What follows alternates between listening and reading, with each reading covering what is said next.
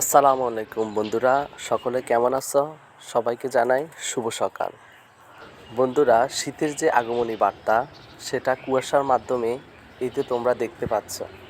একেবারে ভোর সকালে আমি আমার বাগানের মধ্যে গাছের পরিচর্যা করতে গিয়েছিলাম।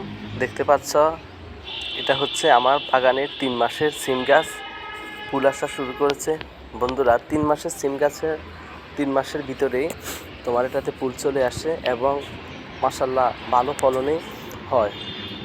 আর এদিকে দেখতে পাচ্ছ, এগুলো হচ্ছে আমার টমেটো গাছ। আলহামদুলিল্লাহ, টমেটো এই দেখতে পাচ্ছ একেবারে গাছ পাকা টমেটো, ফরমালিন মুক্ত, কীটনাশক মুক্ত। বন্ধুরা, এগুলাতে একমাত্র শুধু আমরা জৈব সার এবং সেটা আমরা ঘরের মধ্যে বাসায় তৈরি করেছি। জৈব সার তোমার গোবর, তরকারির বিভিন্ন বাকল দিয়ে, এরপরে যাই কেঁচো দিয়ে গর্ত করে এগুলা সব আমরা তৈরি করেছি। আর এই ভিডিওতে যা দেখতে পাচ্ছি এগুলা সবই হচ্ছে আমাদের জমির।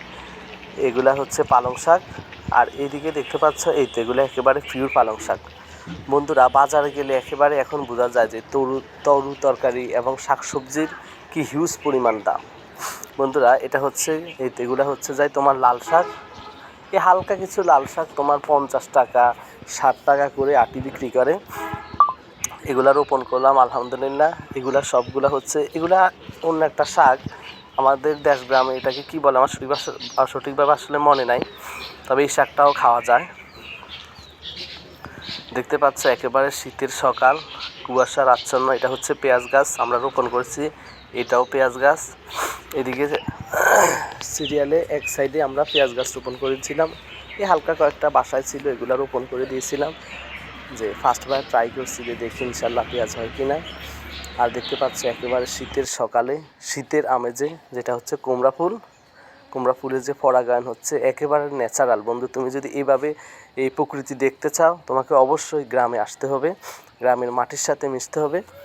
আসলে এই সকল প্রকৃতির যে স্নিগ্ধতা, এটা তোমাকে দেখতে হলে গ্রামে আসতে হবে, প্রকৃতির সাথে মিশতে হবে। আসলে এই প্রকৃতির স্নিগ্ধতা এবং সৌন্দর্য তুমি লাখ টাকা দিয়ে পাবে না।